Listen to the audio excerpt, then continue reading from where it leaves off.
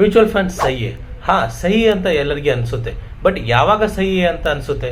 ನಿಮ್ಮ ಪೋರ್ಟ್ಫೋಲಿಯೋದಲ್ಲಿ ನೀವು ಎಷ್ಟು ಫಂಡ್ಗಳನ್ನು ಇನ್ವೆಸ್ಟ್ಮೆಂಟ್ ಮಾಡಿದಿರಾ?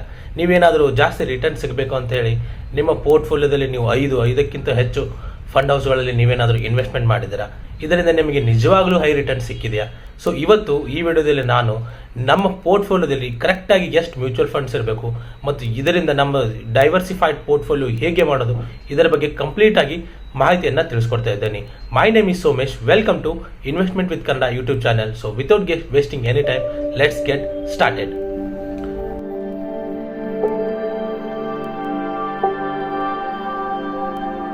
ನಾವು ನಮ್ಮ ಪೋರ್ಟ್ಫೋಲಿಯೋನ ಡೈವರ್ಸಿಫಿಕೇಶನ್ ಮಾಡಬೇಕು ಅಂತ ಹೇಳಿ ನಾವು ತುಂಬ ಇಕ್ವಿಟಿ ಮ್ಯೂಚುವಲ್ ಫಂಡ್ಗಳಲ್ಲಿ ಇನ್ವೆಸ್ಟ್ಮೆಂಟ್ ಮಾಡ್ತೀವಿ. ಇದರಿಂದ ನಮಗೇನು ಅನಿಸುತ್ತೆ, ನಾನು ಬೇರೆ ಬೇರೆ ಇಕ್ವಿಟಿ ಮ್ಯೂಚುವಲ್ ಫಂಡ್ಗಳಲ್ಲಿ ಇನ್ವೆಸ್ಟ್ಮೆಂಟ್ ಮಾಡೋದ್ರಿಂದ ನನಗೆ ರಿಸ್ಕ್ ಕಮ್ಮಿ ಇರುತ್ತೆ. ಸೊ ಇದರಿಂದ ನಾನು ಸೇಫ್ ಇನ್ವೆಸ್ಟ್ಮೆಂಟ್ ಮಾಡಿದ್ದೀನಿ ಅಂತ ನಮ್ಗನ್ಸುತ್ತೆ. ಸೊ ಫ್ರೆಂಡ್ಸ್, ನನಗೆ ಇಲ್ಲಿ ಒಂದು ಪಾಯಿಂಟ್ ಅರ್ಥ ಆಗಲ್ಲ. ನೀವು ರಿಸ್ಕ್ ಕಮ್ಮಿ ಇರಬೇಕಂತ ಹೇಳಿ ಇಕ್ವಿಟಿ ಮ್ಯೂಚುವಲ್ ಫಂಡಲ್ಲಿ ಯಾಕೆ ಇನ್ವೆಸ್ಟ್ಮೆಂಟ್ ಮಾಡಬೇಕಲ್ವಾ? ಸೊ ಡೈರೆಕ್ಟಾಗಿ ಅದಕ್ಕೆ ಡೆಫ್ಟ್ ಫಂಡ್ಸ್ ಇದೆ, ಅಲ್ಲಿ ನೀವು ಇನ್ವೆಸ್ಟ್ಮೆಂಟ್ ಮಾಡೋದ್ರಿಂದ ರಿಸ್ಕ್ ಫ್ರೀನೂ ಇರುತ್ತೆ ಮತ್ತು ಒಂದೇ ಮ್ಯೂಚುವಲ್ ಫಂಡಲ್ಲಿ ನೀವು ಇನ್ವೆಸ್ಟ್ಮೆಂಟ್ ಮಾಡ್ಬೋದು ತಾನೇ. ಸೊ ನೀವು ಬೇರೆ ಬೇರೆ ಇಕ್ವಿಟಿ ಮ್ಯೂಚುವಲ್ ಫಂಡ್ಸ್ಗೆ ಎಕ್ಸ್ಪೆನ್ಸ್ ರೇಷಿಯೋದಿಂದ ಜಾಸ್ತಿ ದುಡ್ಡು ಕಟ್ಟೋದು ಅವಶ್ಯಕತೆನೇ ಇಲ್ಲ. ಫ್ರೆಂಡ್ಸ್, ಇದು ಯಾಕೆ ಮಾಡ್ತಾರೆ ಅಂದರೆ, ಎಷ್ಟೋ ಜನಕ್ಕೆ ಗೊತ್ತಿಲ್ಲ ಯಾವ ರೀತಿ ನಾವು ನಮ್ಮ ರಿಸ್ಕ್ ಅನುಗುಣವಾಗಿ ಕರೆಕ್ಟ್ ಮ್ಯೂಚುವಲ್ ಫಂಡನ್ನು ಪಿಕ್ ಮಾಡಬೇಕು ಅಂತ ಹೇಳಿ. ಎಲ್ಲ ಏನು ಮಾಡ್ತಾರೆ, ಯಾವುದೋ ಫೈನಾನ್ಸ್ ಇನ್ಫ್ಲೂಯೆನ್ಸರ್ ರೆಕಮೆಂಡೇಶನ್ ಇಲ್ಲ ಅಂದರೆ ಫ್ರೆಂಡ್ಸ್ ಪೋರ್ಟ್ಫೋಲಿಯೋ ನೋಡಿಬಿಟ್ಟು ಸುಮ್ಮನೆ ಡೈರೆಕ್ಟಾಗಿ ಮ್ಯೂಚುವಲ್ ಫಂಡಲ್ಲಿ ಇನ್ವೆಸ್ಟ್ಮೆಂಟ್ ಮಾಡ್ತಾ ಹೋಗ್ತಿರ್ತಾರೆ. ಏನಾದರೂ ನಿಮ್ಮ ರಿಸ್ಕ್ ಫ್ಯಾಕ್ಟರ್ಗೋಸ್ಕರ ನೀವು ಕರೆಕ್ಟಾಗಿ ಒಂದು ಮ್ಯೂಚುವಲ್ ಫಂಡನ್ನು ಪಿಕ್ ಮಾಡಬೇಕು ಅಂತ ಐಡೆಂಟಿಫೈ ಮಾಡ್ತಿದ್ರೆ, ಬಟ್ ನಿಮ್ಮ ಕೈಲಿ ಅದು ಆಗ್ತಾ ಇಲ್ಲ ಅಂದರೆ, ನಾನು already how to pick best mutual funds ಇದರ ಮೇಲೆ ಒಂದು ವಿಡಿಯೋ ಮಾಡಿದ್ದೀನಿ. ಆ ವಿಡಿಯೋ ಲಿಂಕನ್ನು ಐ ಬಟನಲ್ಲಿ ಕೊಡ್ತೀನಿ. ಇಂಟ್ರೆಸ್ಟ್ ಇದ್ದರೆ ಚೆಕ್ಔಟ್ ಮಾಡ್ಬೋದು. ಎಕ್ಸಾಕ್ಟಾಗಿ ನಾವು ನಮ್ಮ ಪೋರ್ಟ್ಫೋಲಿಯೋದಲ್ಲಿ ಇಷ್ಟೇ ಮ್ಯೂಚುವಲ್ ಫಂಡನ್ನು ಇನ್ವೆಸ್ಟ್ಮೆಂಟ್ ಮಾಡಿದ್ರೆ ಚೆನ್ನಾಗಿರುತ್ತೆ ಅಂತ ಹೇಳೋದು ಅಷ್ಟೊಂದು ಈಸಿ ಅಲ್ಲ. ಯಾಕೆ ಅಂದರೆ ಪ್ರತಿಯೊಬ್ಬರದು ರಿಸ್ಕ್ ಫ್ಯಾಕ್ಟರ್ ಮತ್ತು ಇನ್ವೆಸ್ಟ್ಮೆಂಟ್ ಸ್ಟ್ರಾಟಜಿ ಕಂಪ್ಲೀಟ್ ಆಗಿ ಡಿಫ್ರೆಂಟ್ ಆಗಿರುತ್ತೆ.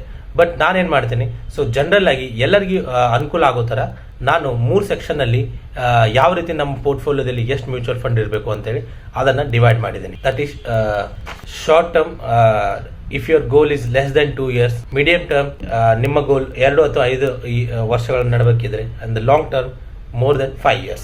Short term goal less than 2 years. ನೀವು 2 ವರ್ಷಕ್ಕಿಂತ ಕಮ್ಮಿ ಇನ್ವೆಸ್ಟ್ಮೆಂಟ್ ಆಪ್ಷನ್ ಏನಾದರೂ ನೋಡ್ತಿದ್ರೆ ಅದು ಡೆಫ್ಟ್ ಫಂಡಲ್ಲಿ ನೀವು ಇನ್ವೆಸ್ಟ್ಮೆಂಟ್ ಮಾಡಬೇಕಾಗುತ್ತೆ.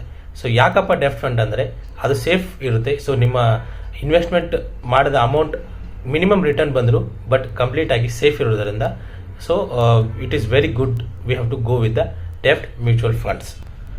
ಮೀಡಿಯಂ ಟರ್ಮ್ ನೀವೇನಾದರೂ ಇನ್ವೆಸ್ಟ್ಮೆಂಟ್ ಆಪ್ಷನನ್ನು ನೋಡ್ತಿದ್ರೆ ಅಂದರೆ 2 ವರ್ಷಕ್ಕಿಂತ ಜಾಸ್ತಿ, 5 ವರ್ಷಕ್ಕಿಂತ ಕಡಿಮೆ.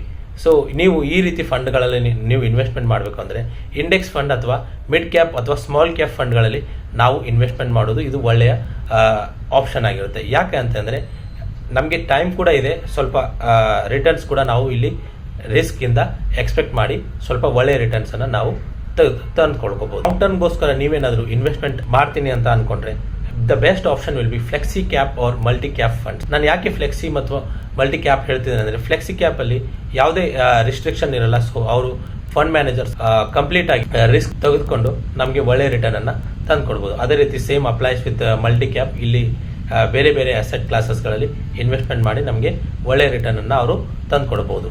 ಈ ವಿಡಿಯೋದಿಂದ ನಿಮಗೇನಾದರೂ ಸ್ವಲ್ಪ ಇನ್ಫಾರ್ಮೇಷನ್ ಸಿಕ್ಕಿದ್ರೆ ದಯವಿಟ್ಟು ಲೈಕ್ ಮಾಡಿ ಮತ್ತು ನನ್ನ ವಿಡಿಯೋ ಶೇರ್ ಮಾಡಿ. ನೀವೇನಾದರೂ ಇದೇ ರೀತಿ ಫೈನಾನ್ಸ್ ರಿಲೇಟೆಡ್ ವಿಡಿಯೋನ ನೋಡಬೇಕು ಅಂದ್ಕೊಂಡ್ರೆ ನನ್ನ ಚಾನಲ್ಗೆ ಸಬ್ಸ್ಕ್ರೈಬ್ ಮಾಡಿ.